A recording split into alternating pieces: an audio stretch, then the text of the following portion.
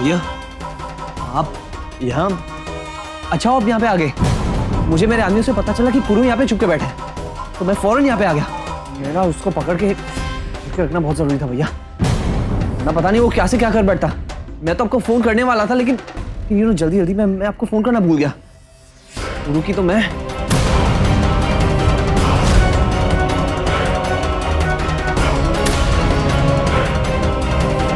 भैया let's not waste time. भैया मैं तो कहता हूँ उसे पुलिस के हवाले कर देते, इससे पुलिस ही निपटेगी।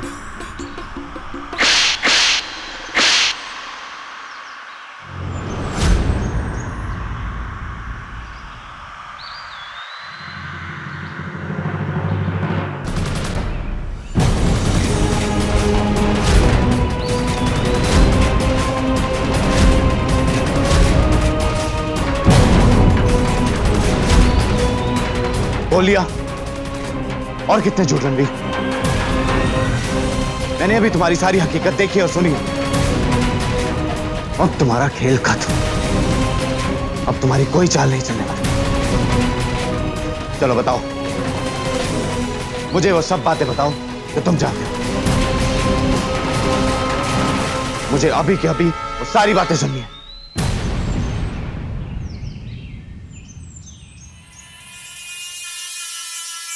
ओके, तो लगता है अब अपनी पे आना ही पड़ेगा।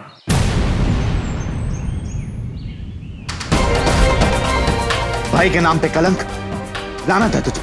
मैंने तुझ जैसे आस्तीन के सांप पर भरोसा किया, तुझे अपना माना। मैंने तुम पे विश्वास करके बहुत बड़ी गलती की है रणवीर। चल बताओ मुझे,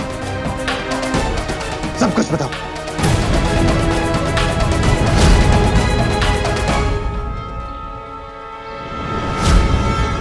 कौन सा भाई?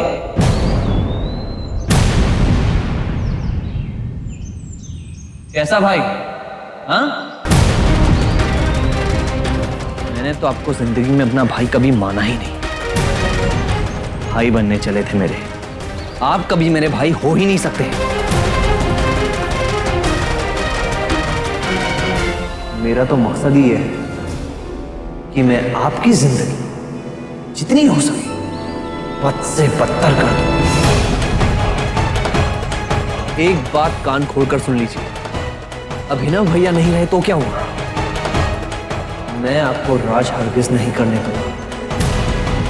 इस जायसवाल मेंशन पर, इस सारी प्रॉपर्टी पर सिर्फ मेरा ही हक है।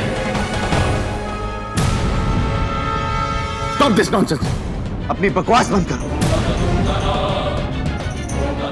तुम किसके हकदार हो वो जगह मैं लेकर जाऊंगा तुम। और तुम जैसे इंसान की असली जगह है जेल। उससे अच्छी जगह तुम्हारे लिए हो ही नहीं सकती।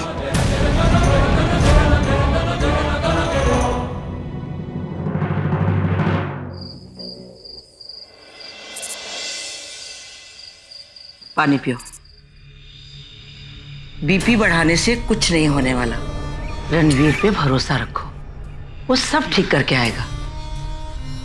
माही, लेकिन रणवीर को इतना टाइम क्यों लग रहा है? मेरा जी बहुत घबरा रहा है माही। एक फोन भी तो नहीं किया है उन्होंने। वसुंधरा, मैं तुमसे कितनी बार कहूँ कि संयम बरतो। ऐसे काम में एक एक कदम फूक फूक के रखना पड़ता है। प्रार्थना करो कि वो जो काम करने गया है पूरी तरह से ठीक करके आए।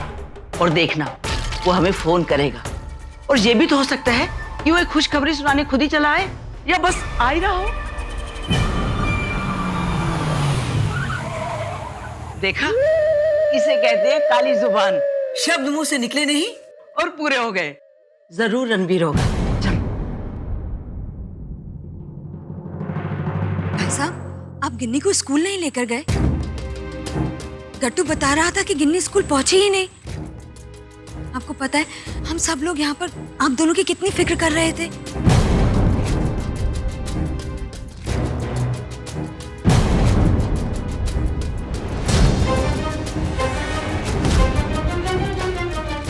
पापा। कबीर बेटा, क्या बात है? सब ठीक तो है ना? ईजा, कुछ भी ठीक नहीं। आज मेरी जिंदगी का सबसे बुरा दिन है।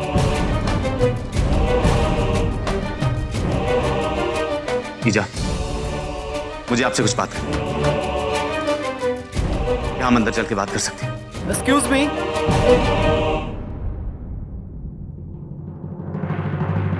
मिस्टर कबीर जायसवाल, नमस्ते। मैं राजेश सिंह, धौलगंज कोऑपरेटिव बैंक का मैनेजर। इस वक्त आप लोगों को तकलीफ देनी पड़ी, पर I am sorry for that. आज के आज ही सारी फॉर्मेलिटीज पूरी करनी थी, इसलिए आना पड़ा। जी कहिए, कैसी फॉर्मेलिटीज? आपकी पत्नी अदिति जी की कुछ फिक्स डिपॉजिट्स हैं, मगर अफसोस वो तो नहीं रही, इसीलिए इन पर आपको सिग्नेचर करने हैं। एफडी पूरे 25 करोड़ रुपए की है।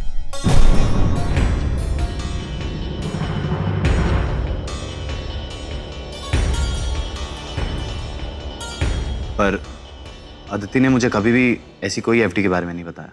अभी कुछ पहले ही अदिति जी हमारे बैंक में आई थी और उन्होंने अपनी पुरानी एफडी के ट्रांसफर प्रोसेस शुरू कर दिए थे। ट्रांसफर्स? किसके नाम पे? और किसके नाम? क्या होगा गिनी के नाम? पिया, जिया और गौतम के नाम।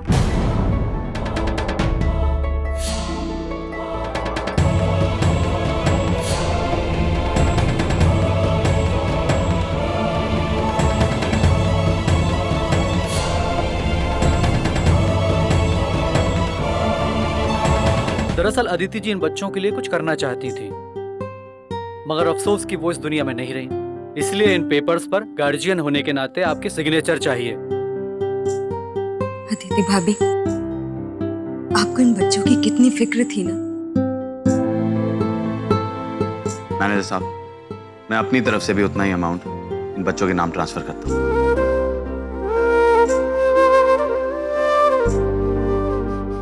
और वो एफडी भी इनके नाम ट्रांसफर कर दीजिए। अदिति हमेशा चाहती थी कि इस घर के किसी बच्चे को कोई तकलीफ ना, इसलिए ये भी इच्छा अदिति की मेरे लिए पहली जिम्मेदारी है। लाइए।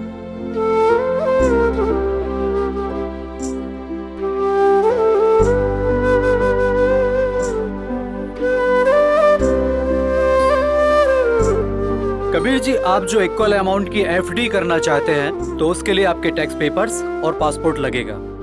ठीक है, आप यहाँ बैठिए, मैं अभी भिजवाता हूँ।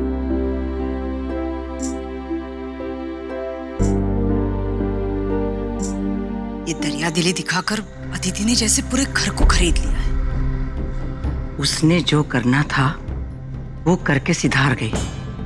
अब हमें अपना काम चुपचाप करना है, क्योंकि हमें यहाँ अपना कब्जा जमाना है। क्या हुआ? सांप क्यों सूंघ गया? अभी जो सुना उसके बाद महसूस हुआ कि मैं कितना छोटा इंसान, और अदिति कितनी महान। हमारी बेटियों के नाम एफडी कर गई। आज के जमाने में कोई किसी के बारे में इतना सोचता भी नहीं है लता। मैं कितना बुरा इंसान। मैं क्या सोचता रहा कि अदिति और कबीर को कैसे तंग करूं, उन्हें कैसे तकलीफ दूं। हर बार इसी बात की कोशिश करता रहा कि उनके जले पर नमक कैसे छिड़कूं।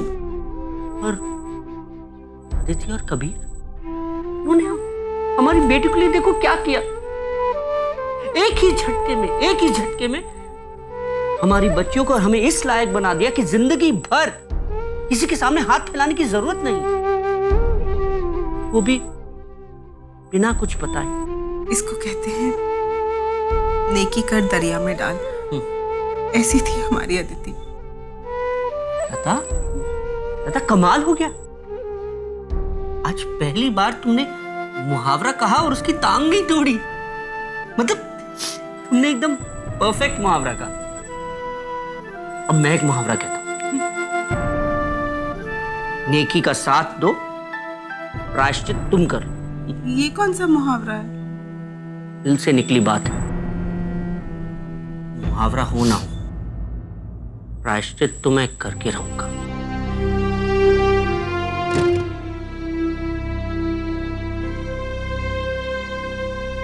ये नीचे बैंक मैनेजर साहब को दे दो। जी।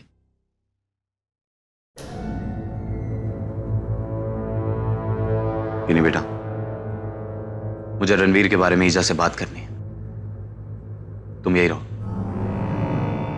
गिनी पापा को रोको।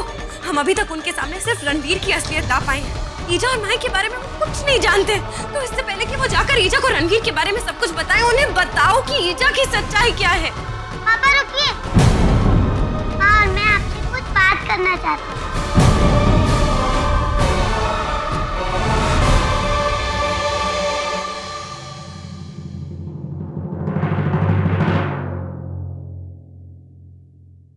बोलो बेटा। हाँ गिन्नी, यही सही वक्त है। पापा, आप सिर्फ रणवीर चाचू के बारे में जानते हैं। अब मैं आपको सबके बारे में बताऊंगी। किसके बारे में? पापा, आपको अभी तक नहीं पता कि माँ को किसने मारा है। रणवीर चाचू ने मरवाया था। गुरु के हाथों। पापा, रणवीर चाचू इसमें अकेले नहीं है। सच बात तो ये है कि ईजा ने अपने हाथों से माँ को मारा था।